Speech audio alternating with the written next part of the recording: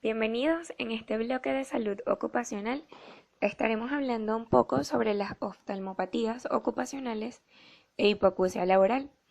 El equipo está conformado por Almeida Roymar, Ángel Jennifer, Sánchez Edison y mi persona Travieso Génesis. Las oftalmopatías ocupacionales son enfermedades del aparato ocular producidas por polvos, gases y agentes físicos, químicos y biológicos. Existe una serie de oftalmopatías, como lo es la conjuntivitis, que es una inflamación de la conjuntiva generalmente causada por virus, bacterias o una alergia. La conjuntiva puede resultar inflamada debido a la reacción alérgica al polvo, el moho, la caspa animal o el polen, y puede verse irritada por la acción del viento y otras clases de agentes que producen contaminación de aire. También existe la conjuntivitis traumática. Está provocado dolor ocular y fotofobia intensa que impide abrir los párpados y se produce a las 12 o 24 horas después de la exposición al arco. La causa de esta conjuntivitis traumática es atígnica u oftalmia eléctrica. Es producida por los rayos ultravioletas a causa de la exposición del arco voltaico empleado en la soldadura. Posteriormente tenemos la enfermedad tiene el nombre de pterigión. Es una lámina triangular del tejido fibrovascular que invade la córnea. Aparece posiblemente como un fenómeno irritativo debido a la acción de la luz ultravioleta. La causa es frecuente en los trabajadores agrícolas expuestos al polvo, al sol y al viento. Las cataratas es la opacidad del cristalino, cuyo proceso acentúa la disminución de la agudeza visual hasta que queda reducida a una mera percepción de la luz. Es decir, si su visión se ha vuelto borrosa, turbia o débil, o las cosas que ven no son tan brillantes o coloridas como solían verse, una catarata se pudo haber desarrollado en uno o en ambos ojos. Continuando con los tipos de oftalmopatías, tenemos la endoftalmitis. La endoftalmitis implica la hinchazón dentro del globo ocular. Es una afección grave. La causa es con mayor frecuencia por una infección con bacterias o un hongo. Con mucha frecuencia ocurre con una rara complicación de una cirugía de cataratas u otra cirugía de ojo. Ahora hablaremos sobre la hipoacusia laboral.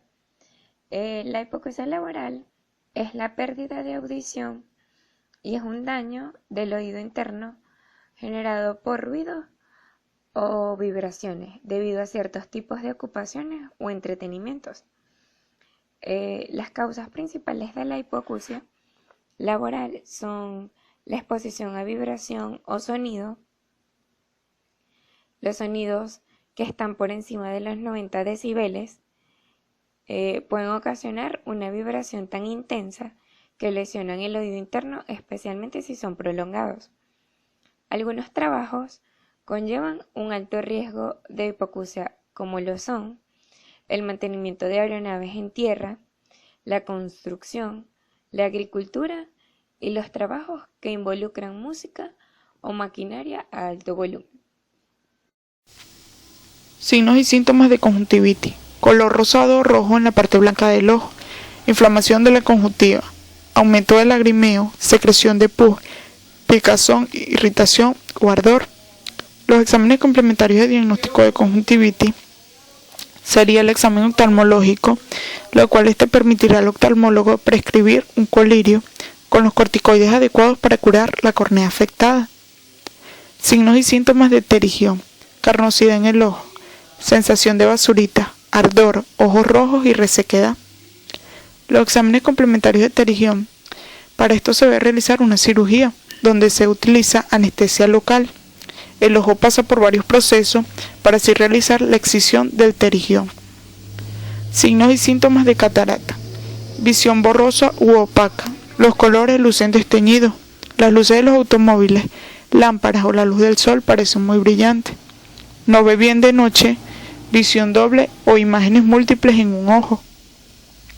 Los exámenes complementarios de diagnóstico de catarata son: examen con lámpara de hendidura, examen de la retina, prueba de refracción y agudeza visual, y en caso que la catarata persista, se debe realizar una cirugía de catarata.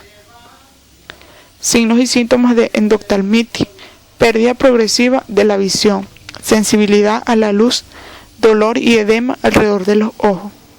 La endoftalmitis generalmente ocurre entre 2 y 5 días luego de la cirugía. Pacientes con cirugías de glaucoma tienen un riesgo de por vida de desarrollar una endoftalmitis. Exámenes complementarios de diagnóstico de endoftalmitis: el examen oftalmológico inicial puede incluir el aspirar el contenido del ojo con una aguja para chequear si hay infección y qué tipo de infección es. También incluye inyectar antibióticos dentro del ojo para tratar la infección. Si la infección es severa, se debe realizar una cirugía llamada vitrectomía. Puede realizarse para remover el contenido infeccioso del ojo. Signos y síntomas de la hipoacusia laboral: el principal síntoma es la hipoacusia parcial o completa. La pérdida auditiva probablemente empeorará con el tiempo si hay exposición continua. Un ruido en el oído puede acompañar la pérdida de audición. Exámenes complementarios de diagnóstico de la hipoacusia laboral: los exámenes son audiología y audiometría, tomografía computarizada de la cabeza y resonancia magnética del cerebro. Tratamiento de la enfermedad. Para el tratamiento de la conjuntivitis traumática va dirigido al alivio del dolor y la inflamación. En caso de que entre un cuerpo extraño en el ojo, este se debe extraer, pero como todos sabemos, el ojo es un órgano muy delicado y debe ser solo extraído por un médico. Las conjuntivitis de origen traumático precisan una valoración y un tratamiento proveniente de otras lesiones. O sea, esto va a depender, el tratamiento de esta conjuntivitis traumática va a depender es en cuanto a otras lesiones encontradas, sobreañadida especialmente en la erosión corneal. Para el tratamiento del pterigión, el médico puede preferir esperar una evolución y observarla a través de las visitas médicas. El crecimiento puede ser manejable tratándolo con esteroides para reducir la inflamación y también con gotas de lubricante para reducir la irritación del ojo. Se dice que en el caso de que el crecimiento se convierta en un problema, se puede realizar una cirugía para quitar dicho pterigión. El médico puede recomendar si el seguimiento de la medicación y la atención preventiva que este tenga. Y bueno, también puede realizar un injerto de tejido que está diseñado para desalentar la recurrencia del pterigión. Para el tratamiento de las cataratas existen fármacos como gotas, pastillas o incluso dietas especiales o los ejercicios oculares que provocan un retraso en la aparición de este envejecimiento ocular. Se dice que el único tratamiento realmente efectivo es la cirugía, y esta consiste en extraer el cristalino opaco con un ultrasonido haciendo una pequeña incisión de 3 milímetros por encima del ojo, para así luego ser eliminado dicha catarata. Se dice que cuando las personas se sienten inseguras, incómodas o son incapaces de realizar sus tareas, probablemente sea el momento para la cirugía. pero cuando éstas se sientan capaces de realizar sus tareas o no se sientan inseguras o no se sientan incómodas, no tiene ningún sentido someterse a dicha cirugía antes de este punto.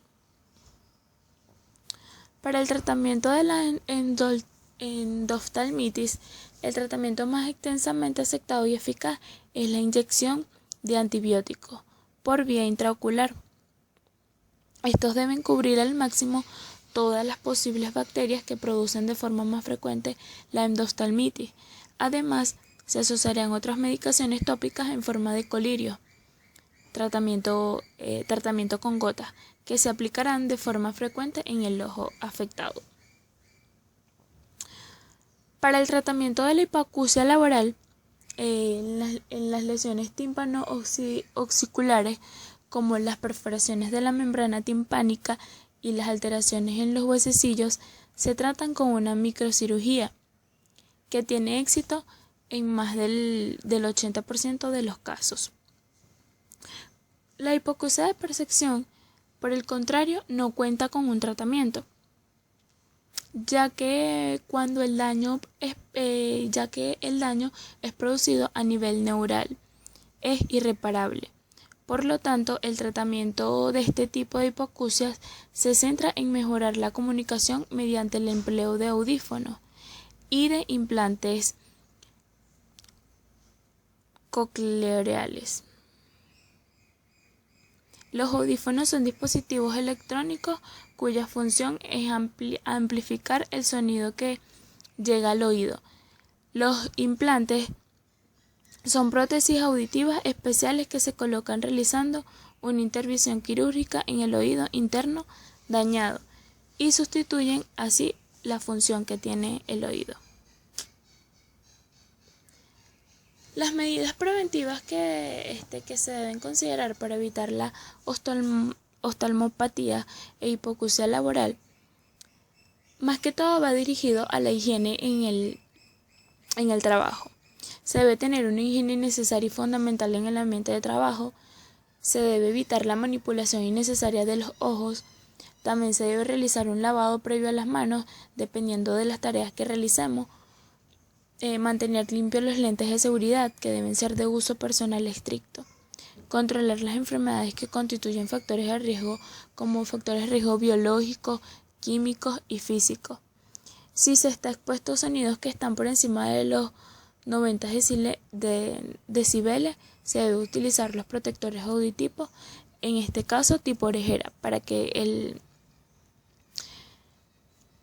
la protección sea mejor. Por otro lado, la vigilancia epidemiológica es de suma importancia, ya que esto evitará estas enfermedades de origen oftálmica e hipoacusia laboral. Ahora hablamos sobre la loxima, que en su artículo 1 nos habla sobre el objeto de esta ley, o expresa el objeto de esta ley. Y uno de sus objetivos es regular los deberes y derechos de empleadores y trabajadores, y otro de sus objetivos es regular la responsabilidad de los empleadores en caso de enfermedad o accidente laboral. Por otro lado, en el artículo 40, la LOXIMAT expresa sobre los deberes de los servicios de higiene y seguridad en las empresas. Y uno de los más importantes es promover y mantener el nivel más elevado posible de bienestar físico, mental y social de los trabajadores y las trabajadoras. Asimismo, en el artículo 59, la LOXIMAT reza por las condiciones ambientales y expresa que se debe realizar un ambiente de trabajo adecuado para así mantener a los trabajadores en óptimas condiciones de salud. En el artículo 60, la LOXIMAT habla sobre la adecuación de los equipos, máquinas o herramientas a los trabajadores. Esto sucede mucho o es muy importante resaltarlo porque muchas veces se importan máquinas que no están diseñadas para la mano de obra venezolana y los trabajadores deben adaptarse a ellas. Según el LOXIMAT, según lo que ella expresa, el empleador está en la obligación de adaptar esas máquinas a los trabajadores. Otro aspecto muy importante que toca la LOXIMAT es que expresa sobre la identificación, evaluación y documentación de las condiciones de trabajo en el artículo 62. Y luego en el artículo 68 expresa los niveles técnicos de referencia de exposición con los cuales se deben comparar las condiciones ambientales de los puestos de trabajo. Primero se identifica, luego se evalúa, después se hace una comparación con los niveles técnicos de referencia de las distintas normas, sean Covenin o otro tipo de normas que estén establecidas, y luego se determina si las condiciones son seguras o no seguras, y si se deben hacer cambios o no se deben hacer cambios. Esto lo establece la CIMAC en sus artículos 62 y 68. Ok. Ahora encontramos el reglamento parcial de la CIMAC, que nos da 3 definiciones muy importantes. En el artículo 10, este reglamento define lo que es el medio ambiente de trabajo, que son las condiciones que rodean el trabajo como tal, las infraestructuras, el ambiente y todo eso. En el artículo 11, el reglamento define las condiciones de trabajo, que no es más que cómo se realiza el trabajo, bajo qué condiciones y circunstancias se está realizando ese trabajo.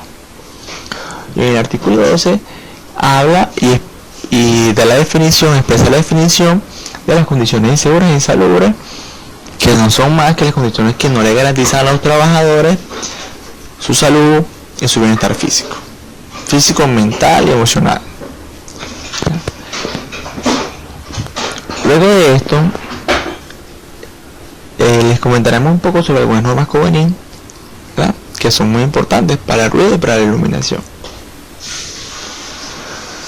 Para el ruido, encontramos la norma Covenin 1565 del 95, que nos habla sobre el ruido ocupacional, sobre un programa de conservación auditiva y sobre los niveles permisibles y los criterios de evaluación de los ruidos en las empresas o en los puestos de trabajo. Esto es importante porque anteriormente mencionamos que la LOCIMAD establecía o decía que se deberían establecer ciertos límites máximos a los cuales los trabajadores se deben exponer, y estas normas, por ejemplo esta de ruido, habla sobre los límites máximos a los que se pueden poner los trabajadores. También agregamos la 0871 del 75, que habla sobre los productores auditivos y el nivel de atenuación que estos deben tener. Ahora bien, para la iluminación está la Covenin 2249 del 93, que habla sobre las iluminancias en las tareas y en las áreas de trabajo. En esta Covenin especifica puesto por puesto la cantidad de lúmenes que debe tener o que debe poseer ese puesto de trabajo para que el trabajador o las personas que trabajan ahí realicen el trabajo de forma segura. En la 0955 del 75 nos habla sobre los protectores oculares y faciales y nos explica cuál debe ser el protector ocular para las distintas los distintos trabajos y cómo deben ser los protectores para cada trabajo también.